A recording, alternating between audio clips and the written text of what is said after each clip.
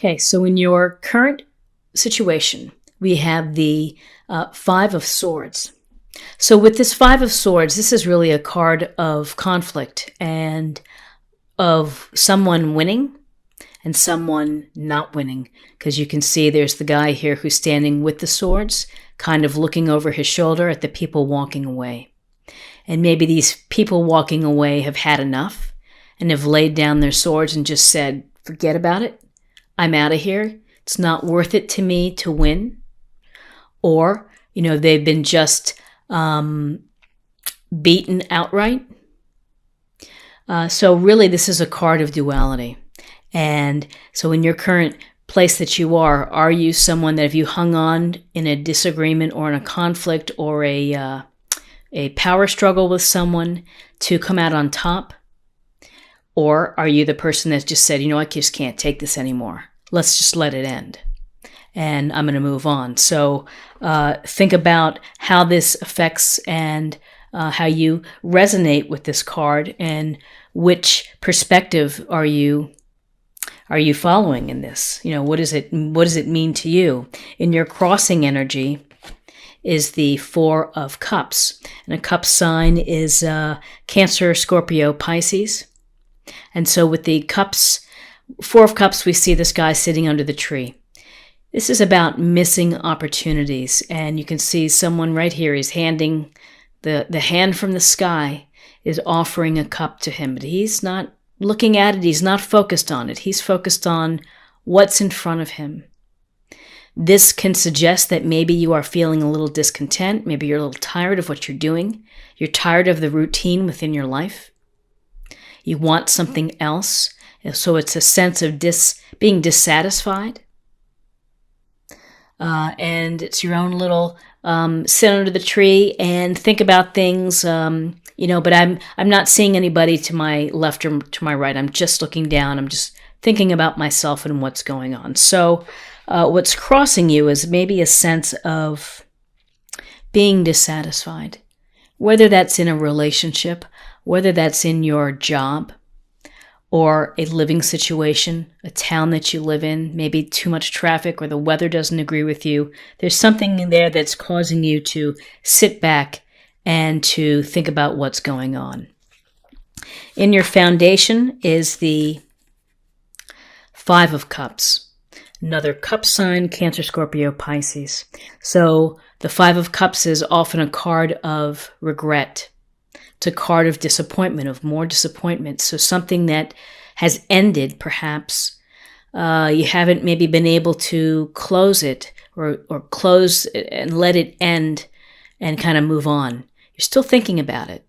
And here in the illustration, you can see the three spilled cups and then the two cups behind. So again, it's what you're focusing on. Are you focusing on what has already happened and what's already caused you to have this sense of loss or sadness? Or are you going to be able to get past it and focus on what you still have so that you can move forward? You're always going to be able to move forward. And with life, it's always about perspective. How are you looking at a situation? How is your mindset? If you're continually thinking about what went on and what happened back then, that someone betrayed you, someone hurt you, you're never going to allow yourself the ability to move forward and to get over it and to open up new avenues and new potential for you within your life. So something to think about is you don't hold on anymore to this sense of disappointment or hurt. In your recent past is the Eight of Pentacles. So Pentacles are Taurus, Virgo, Capricorn. And we see this is a card about really working very hard, working diligently, enjoying what you do. You're very good at what you do. You're very skilled, and you're proud of what you accomplish and what you create. And you can see that he's displaying his pentacles here. He's at one with the coin and the hammer. And so this is an indication that you've been working really hard and that you've been really focused and doing a super job. Now, maybe it's not paying off the way that you hope it will, but ultimately, if you keep at it, it will. he's a skilled person here who's doing a super job and enjoys what he's doing and is not distracted. So this goes towards resources, to money, to work, to maybe activities as well. What's crowning you is the Six of Swords. So the Six of Swords, again, it's another card of perspective, of duality. You see two people taking off in a boat, and you're leaving the choppy waters here, sailing into smoother waters. So this is really a transition card. This is a card about moving on from maybe a situation that was causing you some sadness and some disappointment. And it could be very well that you're going to have to move on in order to get past this sadness that you feel. With the Five of Cups, well, there's Six of Swords. The Swords is Gemini, Libra, Aquarius. And this is simply about moving on to a place where you're hoping for more happiness. You're hoping for a better situation. This is kind of like I've had it and I need to get out of here. So at your crowning, you're thinking about leaving. You're thinking about a transition that's going to put you into a better place. Now, whether that's a relationship or whether that's a job situation, it's something that is on your mind and that you are really thinking about here. So in your future, near future, it's the High Priestess.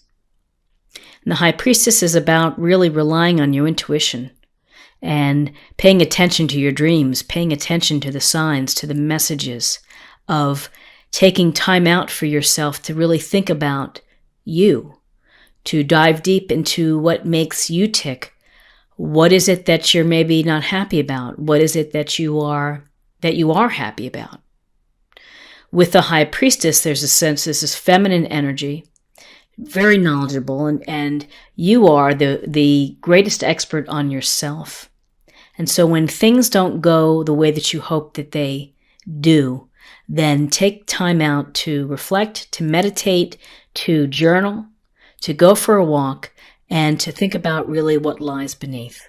And within the High Priestess, it's a sense of trusting your inner guide, trusting your instinct, trusting in what you believe, and trusting your own psychic and intuitive abilities, which everybody has and everyone can access if they just pay attention to the signs. So, this intuition is going to be able to help inform your decisions, whether you have to move on or whether you are, things that you feel disappointed about. There is a sense of disappointment here, of hard work.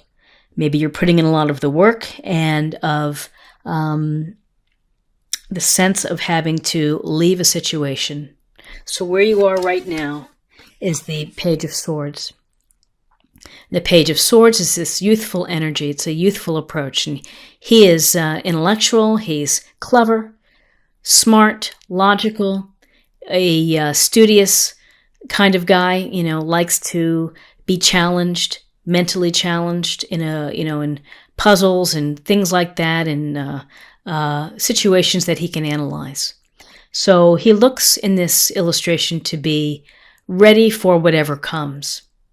And I think that's a strong message within this reading, is that you are going to be ready and in a position to do what you need to do to ride through these tough times.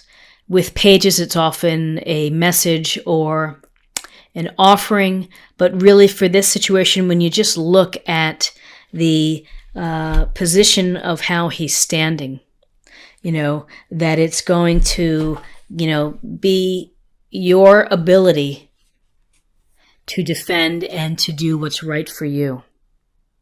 And so that may mean having to move on, having to defend your ideas, having to use some logic and some reason versus relying on emotions to make your decisions.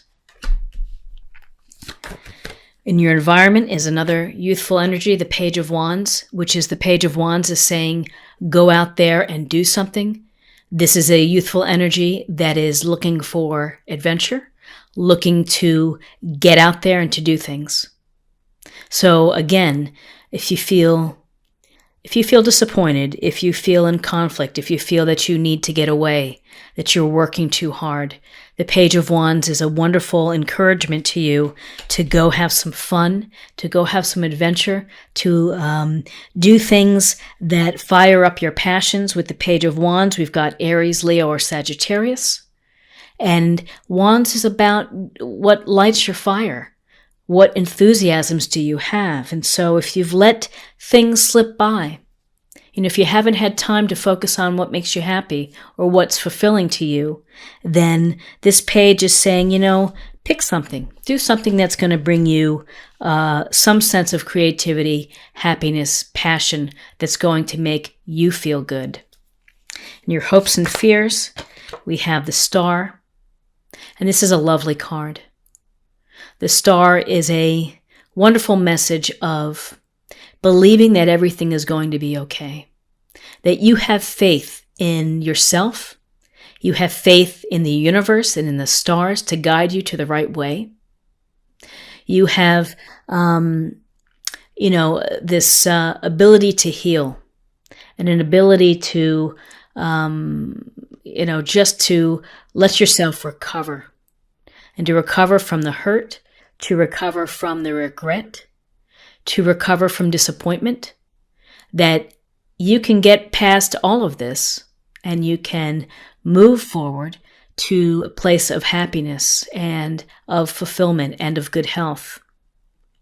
So, we look to the stars for guidance, and this is a marriage of the physical and the spiritual sense, which is to get your physical body together, along with your spiritual side, which is to reconnect with yourself. And you can reconnect with yourself.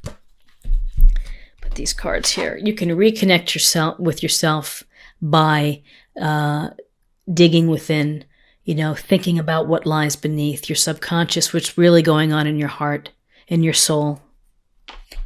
And resting, relaxing, doing things that are going to allow you to re-energize, to feel good. But really, this is a card of hope and optimism. So in December, you have, you may be facing some little rough moments here, but ultimately, you're in a place where you're going to have faith in the outcome. Faith that the universe is going to give you what you so desperately want. And in your outcome is the Knight of Cups. So the Knight of Cups is this very romantic, charming man or woman, whatever energy it is, of whatever gender. And the Knight of Cups is, you can see the offering of the cup, the offering of an emotional connection, the offering of someone who is in touch with their emotions, someone who can be romantic and be loving and can offer love. And again, with cups, we have Cancer, Scorpio, and Pisces. And so this is your outcome, whether this is just an emotional connection with a dear friend, someone that's going to be a great support to you, and that you just love them to death, or it's the potential of meeting someone and of of having dates or relationships or just some fun with. But the Knight of Cups is a romantic, dreamy, poetry-filled kind of person who can really lift your spirits. So let me just take a look here at the cards and see what we don't see. Let's see what we don't really have. So we have Pentacles, we've got Swords, Cups. We really have it all. And we have a lot of this page energy of this youthful of navigating maybe some challenges with the Page of Swords and getting out there to find yourself and to find what you enjoy and what you're hoping for, to really ignite your passions. Let's see what else. You're working hard, and you've had a little conflict, had a little couple of disagreements here. You can get past those. You've had some disappointment.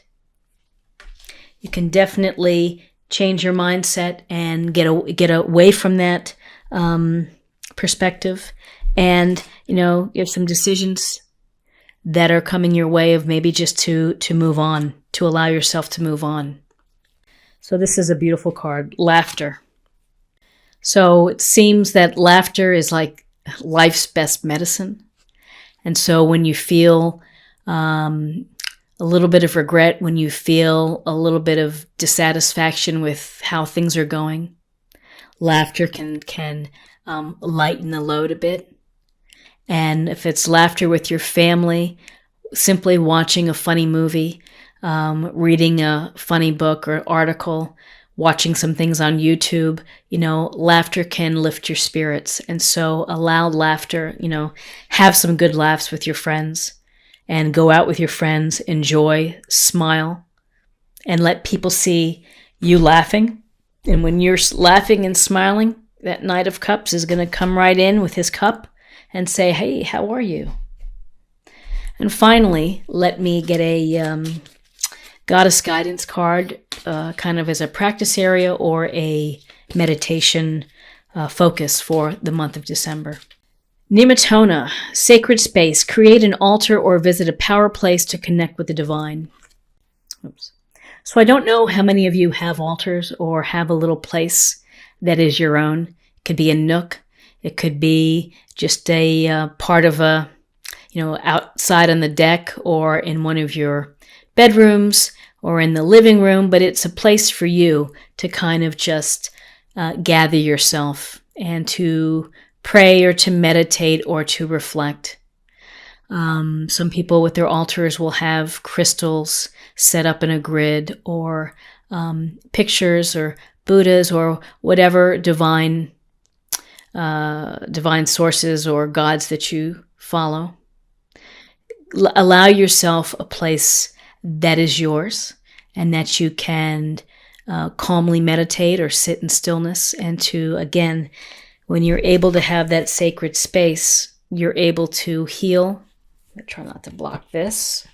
It allows you to heal and to have faith, and to have faith that the universe is going to help out and give you what you need.